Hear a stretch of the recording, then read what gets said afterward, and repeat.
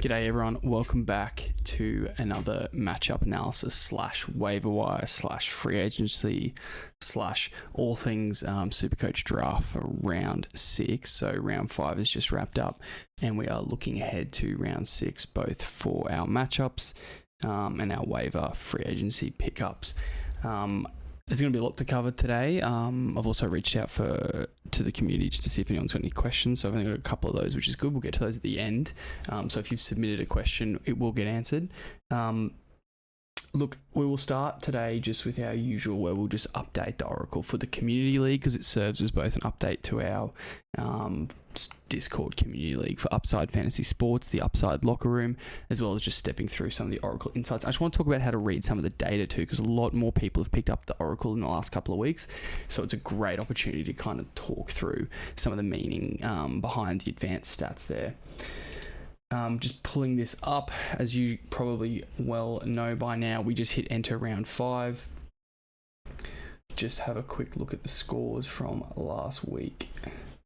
In the league, I had Davo, and it was meant to be a neutral matchup.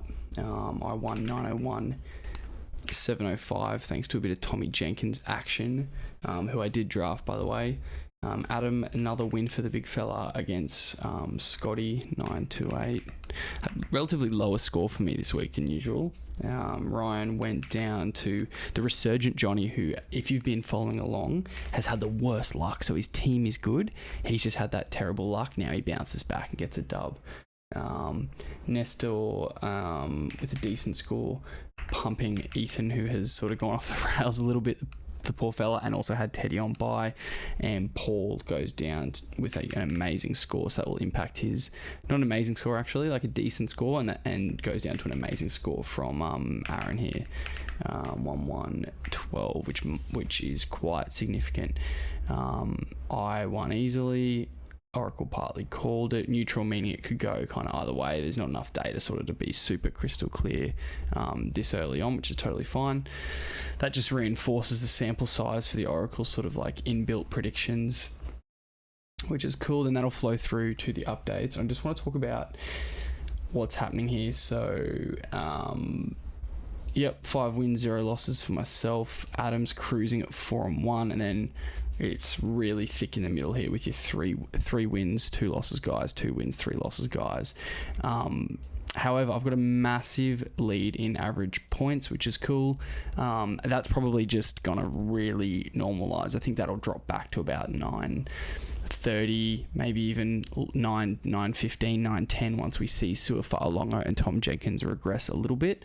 Hopefully, though, on the flip side, I'll get more from David Fafita and more from Payne Haas. Round by round, you can see we're really strong for those middle 3 rounds. Little small regression here, but nothing crazy. Where's Johnny? I just want to have a quick look. Yeah, he's slowly climbing out. Decent start here. He must have lost this one for his luck. Aaron's hit some upside, he's a really nice score, so he'll be one to watch.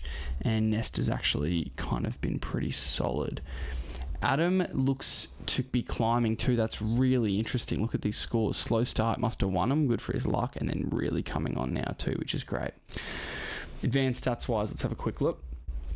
Luck value. So it's pretty simple the way luck works. It either makes you feel like things are trending in the right direction, or you can get a bit frustrated if you see you've had awesome luck and kind of wonder when that might end and what that might mean. It's your actual wins minus your expected wins. So expected wins are calculated by looking at your score each week and asking, if you played every other team at that in the round, how many times would you have won, which is pretty simple. Adjusted performance is really interesting. It's basically who you beat, not just that you beat them. So just taking into account the quality of other teams that you beat. So it tracks whether you're outperforming or underperforming. So if you're in the positive, you're winning games that matter against good quality. If you're in the negative, you're picking up wins against weak opponents, but dropping ones you should be winning against the top end. That comes out a little bit in true skill, which is really interesting. it strips out luck, strips out schedule softness, and it's the cleanest read on how good your team actually is right now. So even though someone might be up here or down here, you can get a good feel for where they're at. It's generally related to the overall performance. So you generally see it trending down, so to speak. But Ethan can see that maybe he's not all bad, and maybe someone like Johnny, as we saw with the luck, can get a big read out from the 2.89 comparative to a 2.47 or something like that. If you're high true skill and mid in the table, you've been unlucky, and if you're low true skill and top of the table, then you've been very lucky with the schedule. Cumulative strength of schedule is pretty obvious. Total power rating, that's the combination of your scoring, which is all this, which really underpins your performance in Supercoach, balanced with a bit of adjusted performance. That weighting is intentional, but performance against your schedule is really also important as well. So that's that. Luck-free ladder. So I am beating all of the luck allegations, which is really cool. Johnny sort of kind of normalized a little bit. Adam and Ryan are where they're at. Ethan's, again, like I said, just doesn't have quite the worst true skill, so his luck's reflected a little bit. Starting to get a bit of a picture now here, which is pretty cool with TPR trends. You can see my team started strong and is getting stronger. Someone like Johnny is probably pretty cool to look at. He's just been slowly improving. Ryan started hot and just trending a little bit south recently, up above 76, down towards sort of high 60s, I guess. Who else have we seen? Adam. I want to see Adam against Ryan. So you see Adam's kicked up lately, Ryan trending down a bit, and then that's sort of been the change in the table accordingly. Aaron, who had a crazy had a crazy score this week. So he started okay, kind of trended down, now it's kind of coming back up. I think the data is pretty interesting on Aaron. So that's just a quick look at some of the advanced metrics I want to show you guys. If you haven't seen Trade Lab, it's now live, matchup manager, roster workshop, all that stuff's rolling, super cool. Let's have a quick look at the future for the Community League.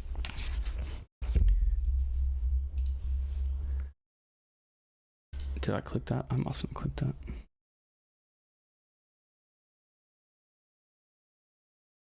Oh, I don't have any more rounds mapped in, I don't think.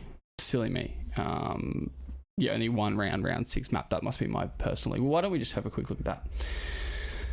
Because it's pretty cool, because I've looked at that. So this is my home league. We're finally hitting our stride.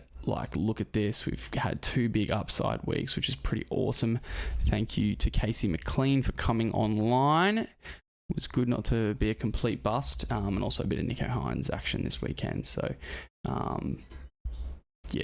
that's coming together real nice. That this team, sort of a little bit noisy. Of course, I've got the easiest if I'm the top of the TPR, but I just love looking here and just going, all right, what's coming up?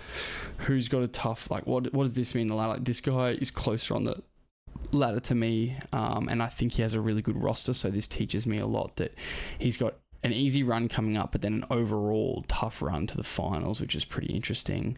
I've got the golden ticket, which is always great, which we spoke about last week in the community league. Now it's in my home league. Pretty early to get that to flag, so take it with a grain of salt. And now we've gained another pellet in the confidence index. We're getting a bit more data. This is starting to come a little bit more alive. But to be honest, I think with round 5 locked away, I would still be wanting to see round 8 before I'm overvaluing what's in here, because I could just drop 2 low scores and then there's sort of things domino from down there, guys. That's sort of the update from just the Oracle at the moment. I'm just going to pause. All right, we're going to talk matchups and team lists, waiver wire, all that stuff next. Last week, we raised sort of Max Plath with the duel coming up. We mentioned Kurt Donahue as a bit of stash. We mentioned Jordan Ricky, who performed pretty well again. We mentioned Hamish Stewart similarly. Wilton was really good, below 31%. He scored a try. McEwen didn't convert, I don't think, statistically, but I still don't mind him in that Holbrook attack playing 80 minutes. Billy Burns, he scored a try. He looked good. With Nickera in the 14, I'm not sure what that's going to mean, but they're winning games without Nikora. Billy Burns looks awesome. I would be not entirely surprised if Nikora plays through the middle, guys. But you got to be careful. If you own Nikora, you hold. If you own Billy Burns, you hold, and you just see how it manifests. In the deeper leagues, Morgan Knowles was no good. Kirk Catewell's not back yet. Dylan Walker, I don't think he was much chop. Hetherington was not much chop. Buy low on Talis Duncan. I called it last week and he delivered, so that is frustrating. I wanted another low week from him so people could grab him. This chair's annoying me, but I can't get it out of the frame. So yeah, interesting stuff there with Talis Duncan. He would have been nice to grab on the buy low, but yeah, called it and he delivered. Last week was the shot. But again, I don't know if he played 80, and if he did, I heard he went over to centre to cover for Jai Gray's HIA, so I wonder if he's still not going to play the full 80 when UN Aiken comes back. So maybe there is a window there that develops a bit later. I said Jock Madden would do a job. He did more than a job, but that is still viable, plug and play. Humphreys was no good. Joash Papali wasn't terrible, but wasn't great. He stays at fullback, which is good for people who stashed him this week for 5/8 to play. And little what's-his-face comes in. I have to find him now. Sorry, guys. It is... always forget his name. Ronald Volkman. I sort of thought he might do something last year when he got a shot and he didn't, so I wouldn't stress him. LKT played and was like irrelevant. Don't worry about him. I said to pick up Chester if he was dropped, he delivered. Shiver if he was dropped, he scored but didn't deliver. Still think he's a grab. Xavier Savage, I said to look at. He's injured. Mariner, don't think he did much. Stone Street just couldn't do much more than the bare minimum. He's still a plug and play though, based on the team's offense. Tomoko, I said, was a risky sash. Tane, if available, he didn't really deliver, but he's fine. So that was sort of a rundown on last week's efforts. Let's look at the matchups as we go through the teams too. So our gun matchups, it's a great opportunity to talk about the matchup process that I run. I got a comment and 2 DMs about Suafa'alongo's gun matchup last week against Penrith. And rightly so. It makes no sense to the regular punter why Suafa'alongo would have the highest matchup in round 5 against Penrith when he was versing Penrith, who had only let in something like 45 points per round to fullbacks on average. Why my matchups are different, and we'll talk about a little bit later the weaknesses of of just positional weaknesses, is I do think it's really important to incorporate a player's scoring pedigree into your matchups each week. On the one hand, at the surface level, it's not necessary to do so, but to me it's more meaningful to do so. And what I mean by that is a lot of people just want to know if their player is playing against a weak matchup. And that makes total sense. I get why that would be intriguing. What's important to me is to say that this player A, has a strong matchup or a meaningful matchup this weekend. And why that is because it's a big takeaway for someone to say, like, my good player Thomas Jenkins has a gun matchup because he is good and the team's defensive capacity is not good enough to restrict his potential upside. So Penrith's defense, when you applied it against Suafa'alongo's scoring productivity in 2026, it was not a good enough defense to bring his scoring potential down beneath other fullbacks on the weekend, according to the data we had on hand. Their defense was amazing, but his scoring was more amazing. Therefore, on balance, against all other fullbacks, he had the best matchup. Until Suafa'alongo scores low or, continues to score beneath 85 in multiple weeks to offset all of the 3 opening scores over 100 or whatever it was, the data is going to recommend him, just like it is this week, as the top matchup, because fundamentally we are seeing that he just continues to score 65 or more, basically. Which, for if you're like a Kinney owner like me, you would love to see a 65 plus. So yeah, that's sort of why I do it. And you see Thomas Jenkins is back with the best matchup. Well, he's the best left winger, arguably. Well, he's the second best player. Maybe he's the best player in Supercoach right now. He has to have the gun matchup because he hasn't done anything that isn't gun worthy yet. So I hope that sort of helps to kind of explain how I do things. I want to be able to... I would rather tell you that a player that's going well has a chance to continue to go well, because in Classic or even in Draft, we own them and we want to know when our guns could fire, than just say that, each week the guy playing the Titans or whatever has the best matchup. Because if he's not a good player, one, he may not be relevant, and two, it's less meaningful to me than to say this way. This is what I've done. This is my logic. This is the way I've messed with both in the past, and this to me gives me the most insights. And the other component is, this is for gun matchups that have the highest rank. So other than that, there's still a lot that is less top heavy, especially noting it's only round 5. Eventually it'll balance out. But the other matchups, elite and favourable, are still really meaningful against the pedigree too. That the players that are ranked that way have scoring, applied to the math as well. So last week, and I think the week before, we saw quite a lot of the elite matchups like deliver. And we are like, when I talk about a few things, so first of all, forecasting is looking ahead at potential scores. Projecting is looking ahead generally one round to projected scores. This matchup engine, it is a report. It is effectively a snapshot of what has happened put on a page to tell you what could happen without applying any numbers or percentages of it happening. It is simply a ranking based on what we know.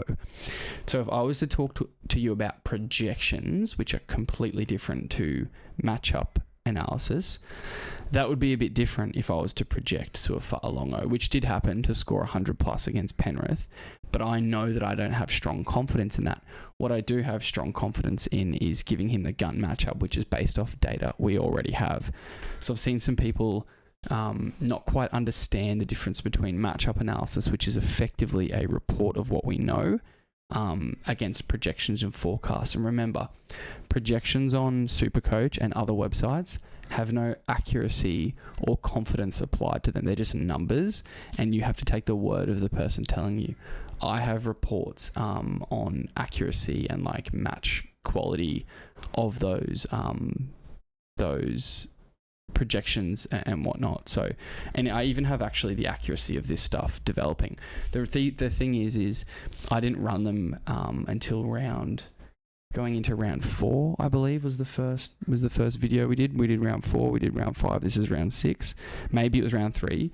It's very noisy. I think we're at like 34% hit rate, maybe. I'd have to check. I posted in the Discord actually, which I just went and grabbed it really quickly. Hit rate by tier: 63% guns hitting, 61% elite, 69% favourable, 48% neutral, 52% toughs, 33% avoid. So our worst is thinking that someone is an avoid matchup and then they deliver. But my argument to you would be that's due to 6 agains and then changing nature of the game, like that people just who could do poorly, they get outclassed, and also sample size. So I'm not doing a big song and dance about accuracy of anything just yet, because the sample's so noisy. I don't even believe, even if it was telling me I was 100% accurate, I don't believe it. If it was telling me I was 0% accurate, I don't believe it. But just remember, I'm the only person doing that and willing to share that. So when it comes to brass tacks, or when it comes down to it, I'm not afraid to say that, this has a 5% chance of happening. if that was the case. But again, I'm not projecting it will happen. I'm telling you what we know about the defense of who Suafailonga is playing, combined with his scoring pedigree. Remember?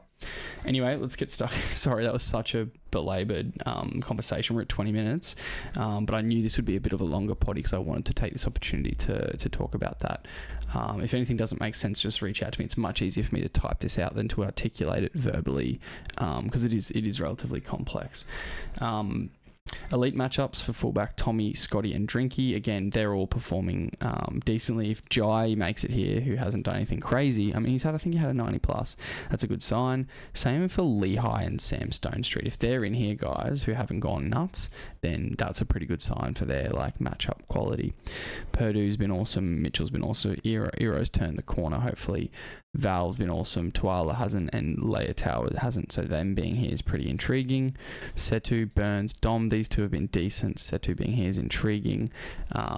Cliffo, Hines, Hughes being here is really intriguing. IPAP, Simi, Dil Lucas, Hamole, Howe, Kai Pierce, Paul. What stands out? These guys have all been good, and these guys have all been good. So again, nothing super interesting when it comes to forwards, and forward matchups, as we know, aren't like the craziest because they can get so much base off, right? Now, this is our pure defensive weakness stuff. If you are looking for this, I just rank the top 3 in each position. So what this means is Melbourne's have actually been really bad to fullbacks. Scotty Drink and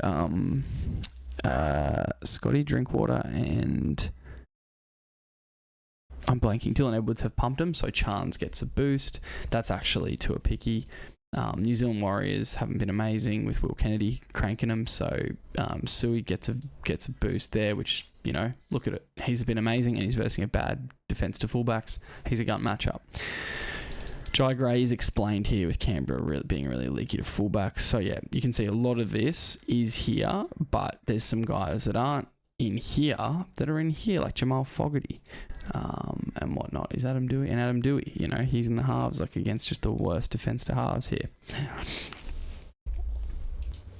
So I do share this on the Instagram and on the Twitter, but you know, you can take a deep dive on it here if you want.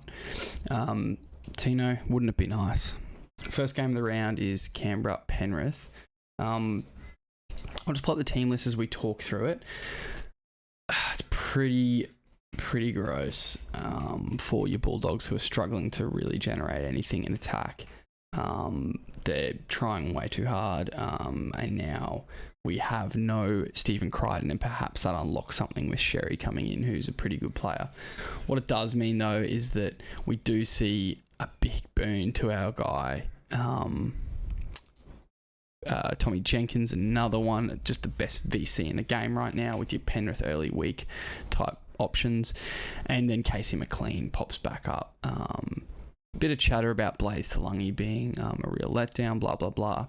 And what's really cool about what I do is, with this way halves play both sides of the ruck, is I chip Penrith in the halves a little bit for Blazers average, even though Cleary's is really high, because I think it's really important to just acknowledge that a lot of halves these days play both sides of the ruck. So I've chosen to take that step this year to kind of combine halves into one thing, because they play in the middle, they play on the edges. Just isolating a half to one edge, doesn't tell enough of the story for me. But basically what I see is the right side is a bit tough, but that's with the historical nature of right sides running at Stephen Crichton and Jacob Carraz. But with Crichton not there, I would take this with a grain of salt, and I think it really means that this favourable blends quite close to elite for the Penrith halves, mostly Cleary, as Blaze has been playing really great footy on the field. It just hasn't quite translated to Supercoach points. Yeah, left half IPAP, that's good. Lock, that's just a big thing about Isaiah Yeo just doing what he does every week, and obviously the defensive part of what the Dogs are doing in the middle. It's not really cutting it. So they're not as bad as these teams here, Gold Coast, South and Para, but they're enough that, combined with Yo's pedigree so far this season, that he's got that elite matchup. But it's not as good as Alex Twal, who has also been incredibly elite in the lock position. Pickup wise, there's not a lot here to me. One of the questions I haven't got a lot is Lindsay Smith a drop? I think you could probably drop him. Someone would stash him. He's a luxury stash. He's a stash for Isaiah Yeo owners. I've traded Yeo, so I was looking to benefit from the fact that I had Yeo and then play Lindsay Smith during Origin. Now without Yeo, it's less important. I was hoping for him to string a few good games together and I could potentially get a bit of a trade-off for him to the past year's owner. Who knows what he could be, but all things considered, I just think with the way they're playing, he's a drop, and then he'd probably be a stash coming into the Origin period. If you could get ahead of it a week or two, I think then he'd be really valuable as a second front rower playing potentially 65 minutes at lock. He's still a great player. I just think the minutes have changed a bit too much, where, as we know with front rowers, if they're not getting a certain amount of minutes or even like the games being such blowouts, it's just not enough work rate required for him to sort of hit that crazy PPM. So yeah, I think you can let go of Lindsay Smith, but keep your eye on him around the Origin period potentially. Bronson Xerri, I think he might be too short term. I'm not really sure. I wouldn't be touching anyone against the Dogs just yet in terms of plug and plays here. So yeah, just ignore Dogs this week, I think, until they get past this juggernaut. The next game is St George and Manly. St George and Manly. Sorry, I'm just going to move this screen. Yeah, Sloan gets the job at fullback. I don't know. I just want to check the injury for Clint. Yeah, hamstring injury. Yeah, I think Sloan, if he's CT dub eligible, this may not exactly be the matchup for him, but I think he's worth a punt. Just in case he maintains the position longer term. He has upside. St George, I've said that I don't mind what Flanagan develops, but apparently no one else does. Apparently the attack, blah blah blah, that has precedent over like defensive cultural stuff, which I thought he was trying to instill. And fair go. If they're not performing, then he doesn't deserve to stick around, sort of thing. But I thought there was a longer roadmap there based on the roster. So apparently people are saying that even though the roster's crap, you got to do better, which is a pretty tough look, but fair chop, like, see you later, mate. So with that in mind, if Sloan keeps the spot, I think at this point in the season, a lot of people will be looking to stash in flex leagues or otherwise fullbacks that could potentially have some upside. I don't know if Sloan will have enough in this team, but yeah, you've got to take punts, right? If you're struggling, here's the worst matchup, or second worst. No, yeah, the worst matchup of the week. So yeah, don't necessarily want to start him, but anything can happen in footy. Like, these guys could come out and give it a red hot crack. Like, I don't know if they will, and the Eagles looked awesome last week. So yeah, I wouldn't say that was going to happen, but you could do worse in terms of a stash than Sloan. So Sully's back, which is good. I like what I've seen from Sully, but yeah, the team's really struggling. It's the right side of Val Holmes and Setu 2 that have the matchup, primarily just due to Val's sort of ability. Tommy has another good matchup, and he delivered last week before the HIA, so expect him to do pretty well again this week. God, my throat is battling after the Bucks this weekend, so bear with me, guys. I just want to get this out as quick as I could for you. Didn't want to take another day to recover, even though waivers probably won't clear until Thursday morning. So just cranking this one out at the cost of my voice. Brandon Wakeham, I don't think he's relevant. Waddell was good off the bench, but he's not really relevant. Kobe Hetherington starting. Ben Travojevic is the one to talk about. Look, he has a gun matchup. He's been decent. If they're going to play this way, you can go for it. I mean, he's probably already stashed in competitive leagues, but I totally get if you want to waiver for him. He's probably the kind of back rower that would really benefit teams that are a little bit shallow there. He's a great third to RF because he does have the upside we saw, but he shouldn't be making or breaking your back row like productivity each week. So yeah, I think it's probably time to waiver him if they're going to play this style of footy, which remains to be seen. But if they are, I think you can get on him. It was great to see a bounce back from Lehigh. So he was a guy I had in the the buy lows, because I think he's got I don't know how to say pedigree as a winger, but like the dude's fast, the dude is skillful, and he's in a team that when they attack well with Tommy, can really benefit. And even though he hasn't yet, I think he will benefit from Tolo Kula's ascendancy as one of the elite centers of the game. So quite like the fact that Lehigh Hopewade is delivering for owners who held him, and if he is on waivers, I think he's a stash, especially for this matchup. Even though, he does have the elite matchup, so that is good. So even though he's got that low average, the elite matchup on that low average shows just how sort of bad St. George have been. Let's have a quick look if he pops up here. Left wing. No, he doesn't. They're not that bad. He's actually a combination of what he's doing, and he's just outside that with the rank 4 kind of thing. That's really good for Lehigh, I think. Move on to the next game. Brisbane versus North Queensland Cowboys. This is not Reece Walsh, so that's interesting. The whole back line's kind of tough. Like, it's sort of based on what the Cows have played the last 2 weeks, bear in mind. So for them, it's much prettier with Drinky, with Jackson Purdue, who's been freaking awesome. Murray Talangi's been really good, but I mean, 55 favourable, like maybe not all it's cut out to be, but Chester's been good. Burns gets another elite matchup, so if you plugged in Braden Burns, you can run him back again this week for sure. And then the halves have been carving Clifford and Dearden, which is awesome. They should go again pretty well. I think if Brisbane are going to win, it's going to be based off that 4-pack that does have the elite matchup, which is Payne Haas. So if he plays enough minutes, he should and could deliver. And then Paddy Carrigan's been super consistent and has the matchup too. So really good look for the Brizzy forwards. Favourable again for Jordan Ricky, who's been quite good. Then we randomly have a gun matchup for Helam Lukey, who's been really good, and then he's running at Ezra Mam, guys. So keep that in mind. Actually, I'm going to answer a question while we are here on Ezra Mam. This person says, with Broncos injuries, do you think Mam will step up enough to be a waiver pick? With Metcalf out, I'm tossing between him and CHT for 5/8, considering I don't have any at the moment and been using an AE weekly. It's a great question. I'm just going to pull up and make sure Metcalf, CHT has been named. Look, that to me, I do think Ezra Mam would step up. He was really good on the weekend front I saw, but it was the Titans.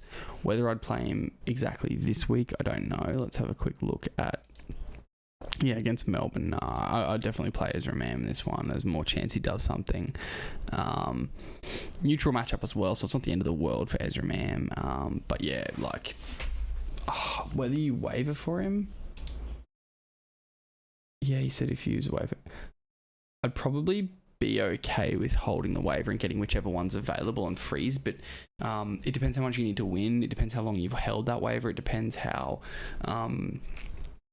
sort of competitive your waivers are. Like if holding that waiver means, because you see good players get dropped all the time in your league, then maybe you hold that and just play whichever guy, pick up whichever guy is available. And if neither are available, you can AE him again, or AE that spot again, because it's obviously been working to a degree where you haven't had to do it before. So sort of my take on that one. I know it's not the perfect answer, but I think it's a little bit contextual and situational to kind of know whether you'd burn a waiver on Ezra Mam. I think a lot of people would say do it, especially after a decent score or whatever, after sort of the context changes, but they could be quite bad.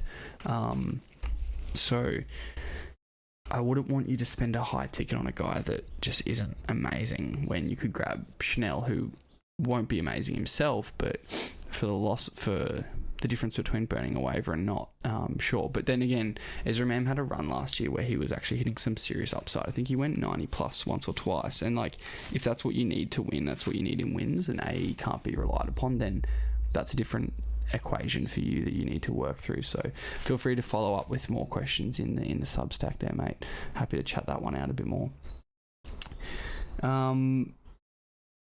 Tom Chester's been awesome. Murray Talangi scoring tries. Not really going on with it, which is a bit of a classic Murray Talangi thing, but whatever. Tamalolo's been weirdly serviceable. Kai O'Donnell, you don't need to worry about him. That's really it. Blake Mo's on the bench. Willison's on the bench. Yeah, if Jordan Ricky's there, he's just doing such a good job under this like third tackle in stuff that, and he's getting a little bit of ball there, which is nice for him. So I think you can grab Jordan Ricky if you're needy, and he's available. Good guy to rotate in and out on buys and sort of safely get a 50, sometimes 50 plus, which is nice. Next game's Rabbitohs Raiders. God, if you think I sound depressed, I'm not depressed. I'm just cooked in my throat's just bleeding. Jai Gray's got the elite matchup we spoke about. Huge again for Latrell, and I think just based on what we've seen from the Raiders, that could be pretty good for Latrell. He'll be running at Simi Sasangi. Yeah. He'll be running at Simi Sasangi, so big challenge for Simi, who's kept the spot and looking really good. Jed Stewart's come in for Xavier Savage, so that'll even help Latrell and AJ Johnson AJ Johnson? Yeah, Alex Johnson. Alex Johnson in a big way. He's got a favourable matchup himself. Right centre's good. Nothing there for Fafita or Talis Duncan just yet either, so not too much to report in this game. Left wing Tamale elite still. Don't know how that's computing. I'd have to look into how the Rabbitohs have been scored against. I don't think Karaz was on the left and he didn't dominate him. So must be some games before that where Souths have sort of been leaky to left wingers in the past. So because Tamale breaks through again. Would love another upside game from Tamale. And then Huddy Young being a beast is normal. And then really nice for like decent matchup for Noah Martin. Favourable's pretty good. So like that for Noah Martin, who has just been a base beast and we've not seen the upside come. I think he did have a line break though on the weekend, which is great. But yeah, after that first week of the double, yeah, a bit frustrating for people who spend a top ticket on Martin. Because even though he's been amazing, really good, if we didn't get that first high scoring week because he was on our bench or on our waivers, it's been a bit annoying just to get like 75 or below after showing us some try scoring upside. So hopefully he can cross the line soon and kind of reward people who did grab him, because right now you've got other back rowers who would have cost less waiver capital who have been outperforming Noah Martin. I did mention I think Noah Martin in a lot of places is a bit of a sell. With the conversation around the Raiders, I think his job security is firming up a bit. Like they're not losing because of him, quote unquote, but they're also not winning. So I don't like that. But I think depending on what your team looks like, what your league's like with trading environment, I think he's a good hold, and I also think he's a good trade. It just depends what you're getting back or what you're giving up and all that sort of thing. If you can get one of those more top pedigree players with Noah Martin being part of a package, I'm okay with that.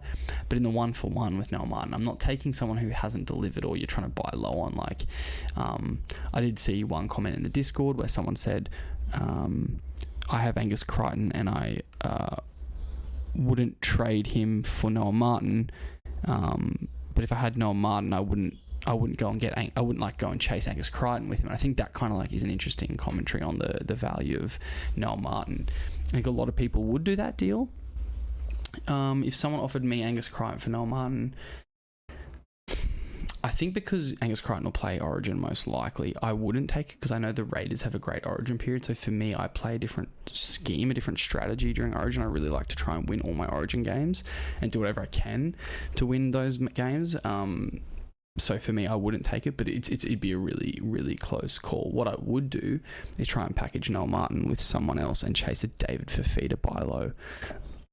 Because with him underperforming, he's someone who's a lure, and not playing Origin is enough for me to think if David Fafita's humming for 6 weeks at the back end of the year, that could be my Supercoach championship. You could say, well, Angus Crichton could do that. I'm like, yeah, I just don't see it as much personally, but he definitely could. So it's up to you and how you play. But because Crichton, Fafita doesn't play Origin, that's sort of that tipping point for me. God, I've belabored this game, haven't I? Pickups wise, ignore Jed Stewart. I'd be trying to trade high on Ethan Strange, I think, because Raiders have an end of season bye. He finally hit upside. If he goes well again this game, I'd be trying to trade him.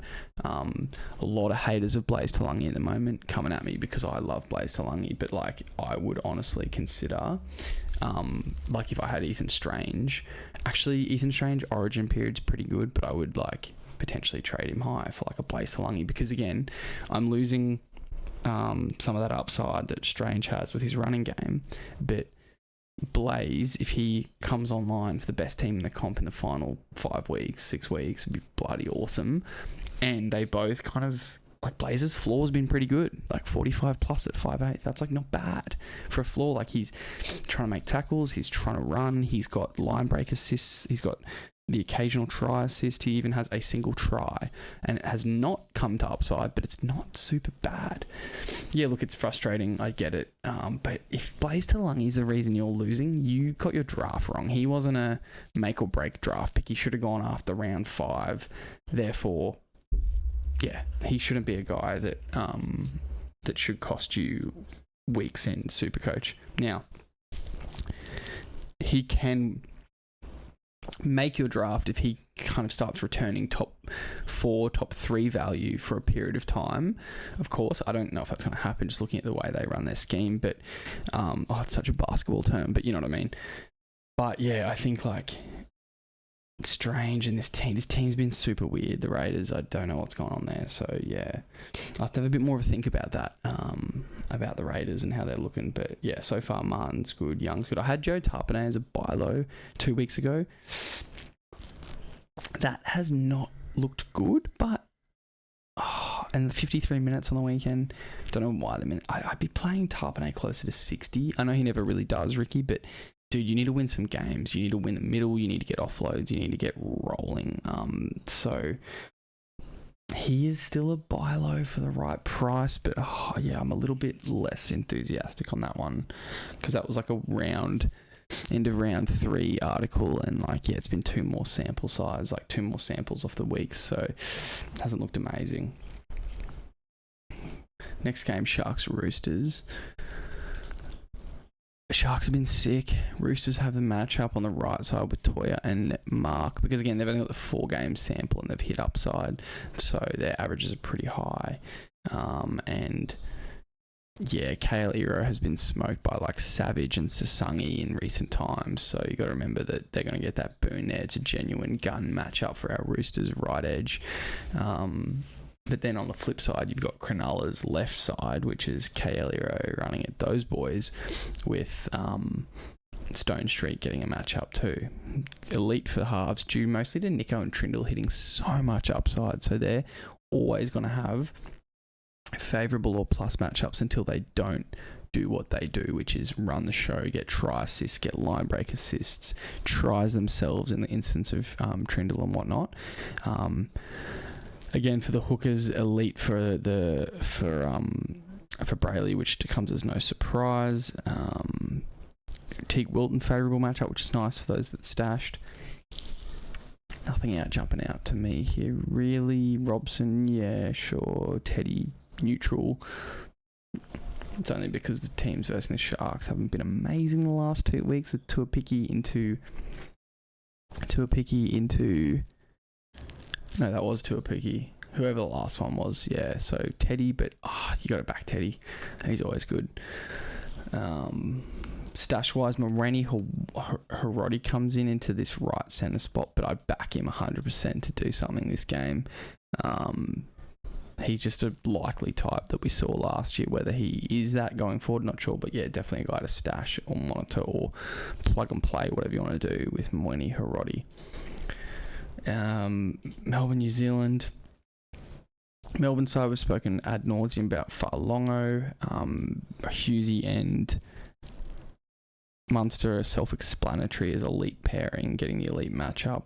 New Zealand have not been good. They conceded a bunch to our Sharks boys. I'm like second guessing myself that the freaking Sharks beat the Warriors. No, they did. Yeah, good. And what was the round before that? Sharks beat the Raiders the round before that. I think I was saying Kaelio. Yeah, you got cooked. Yeah, gotcha. Cool. So just get the team list back up. Yeah. Melbourne was looking good for Thingo. This is, what was I talking about? Bro, I can't even remember. But yeah, wings, like nothing happening on the edges for our Storm buddies. It's looking good for Harry Grant if he's healthy, which I'm pretty sure he is. Not a lot on the left, which Cooper Clark's starting for. I think if he's FRF eligible, I don't think he'll play the minutes to be relevant, unfortunately. They're just developing. I think he'll play 20, 30, 40 minutes there and then swap over max 60 and 60s.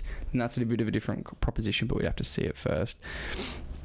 Joe Chan should come back in and get to benefit on this front of the favourable matchup with quite a high scoring component to it. Elite for Aaron Clark, and the props there in James Fisher-Harris and Jackson Ford just dominating off the back of their scoring output there in the middle, which most middles across the comp haven't been amazing at. Right centre, Chance just scoring points. Don't know about CHT. I wouldn't be reading too much into that, and I'm not going crazy over the wingers with the favourable matchups for the Wars, but they have been scoring. Not as much RTS really, but yeah, nothing really to write home about this one. Tanner Boyd should take the reins a little bit in the halves here. He's got a favourable matchup, which is nice. CHT, like if he's available and you're desperate, like as I said, this might not be the matchup. Even though it's favourable, he's still someone I wouldn't mind playing in 5/8. He might, if you're just gruntled at Blaze Talangi, put him on the bench, or if you've got the balls, drop him and play CHT. Not that I'd recommend really doing that, but you can. Let's move on to the next one. Para Gold Coast. Yeah, Joash Papali'i avoid and he gets the position again. I think we spoke about that. Volkman comes into the halves. I'm just not really interested in many things from this team. Arama Howe gets the elite matchup. Phil Sammy favourable. Tino with the favourable again, not reading much into it. Kinney with the neutral, it should be high, but he just hasn't had the upside yet to kind of turn that into something, which is where my matchup sort of comes into play, where I don't want to tell a story that isn't real, but we're able to say it's a neutral because they've been weak and he's not been great. So it's a neutral matchup. It's not a BS thing saying, oh, they're so bad, it's gun matchup. It's like, well, in theory, he kind of does if we go up here. Actually, he doesn't make it in the top 3. They haven't been that bad against fullbacks, so I lie. Rank 11, nothing great, but he's been good enough that he does sort of get the neutral and nothing worse. But yeah, it's just a pretty dry game. There'll be some points in this, don't get me wrong, but on the data we have, it's not really flowing through in terms of a matchup because no one here has maintained significant pedigree except Howe. And enough favourables that there'll be some points, but nothing that gun elite territory, as you can see. Pick up wise, there's not really anything there for me. I spoke about Kautonga in the past. Volkman I wouldn't touch. Oh, Penasini's back in. Yeah, it's a good one to get Penasini. You should have, if you're really needy, you probably could have stashed him last week. But Penasini's one that if you're needy in CT Dub, he's a guy you could waiver for sure if you're needy. This is the matchup. Favourable, and he's got a bit of pedigree when Moses is around. Moses did have a bit of strapping, so just careful there. All right, final game. God, the West Tigers have been absolutely awesome. So entertaining. Amazing brand of footy, just really cool, and it flows down in terms of the sheer amount of matchups they got with the gun in the halves, with how good Dewey and Madden and Luai have been. Props are elite. With Terrell May, Locke is the best in the game at the moment with Twal. Elite and favourable to RS with Fainu, and then KPP anchoring here, just being amazing. Again, Dylan Lucas does the same thing as KPP, but to a lesser degree. He's been bloody good. Look at the difference between 79, number 3, 67, number 4. Just crazy. Don't mind either of any of the back row in this, because the back line in this, because it'd just be all sorts of stuff happening. We got more Dom Young action as per. We got Dane Gagai after that upside game kind of entering conversation here in the favourable matchup. Gun in the halves for the Tigers I spoke about. Their backline doesn't get as much love, and that's because the love is spread across. Macassini hasn't really hit upside. Taruva's been serviceable, hasn't hit upside. The wingers have been hit and miss, so even Jerome Buller hasn't been amazing. They're really getting their Supercoach points in the halves, the back row, and the forwards, which is cool. And that actually kind of looks a little bit similar to the Knights, but I just love that whole Brook attack. It's been bloody awesome. And Fletcher Sharp's the avoid matchup, but I wouldn't be avoiding him in this one. I think he'll be, if he's healthy, he's just too much of a freak. He just a footy player, eh? I think we had one more conversation.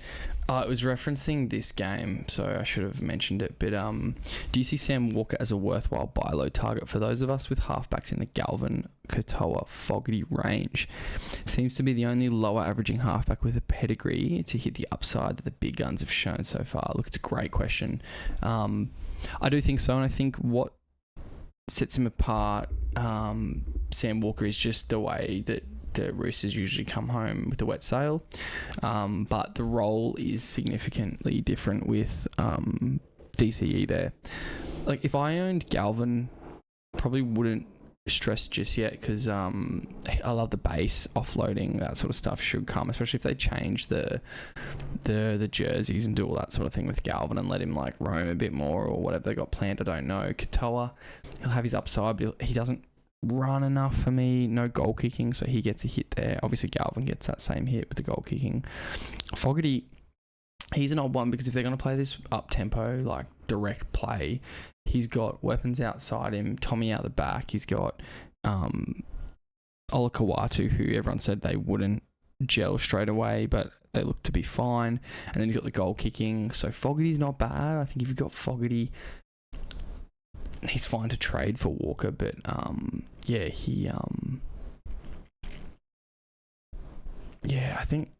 I think if those three, like Galvin, Katoa, Fogarty, you definitely could look at Walker, because ultimately the difference in, Galvin getting 55 and Walker getting 50 on a week is not enough for it to be a detriment, whereas Walker genuinely does have the ability to average 75 or whatever it might be for an extended period of time, which we kind of haven't seen the others do, especially not in this tri-assist change affects Izzy Katoa quite a bit. The up-tempo game doesn't benefit him because he doesn't run a lot, similar to Fogarty, but Fogarty, if they score enough tries, his goal kicking comes in. Galvin, the attack's so bad there, though he's got the better base, doesn't quite have the upside because their attack's worse, and just we haven't really seen the upside from him in a while. So I think all three of those guys you could definitely chase Sam Walker with, but on the flip side, Galvin and Fogarty owners, you don't need to go nuts if you can't get that deal across, because there's going to be still some questions about Sam Walker, but you're not going to get him lower than what he is right now, I wouldn't think.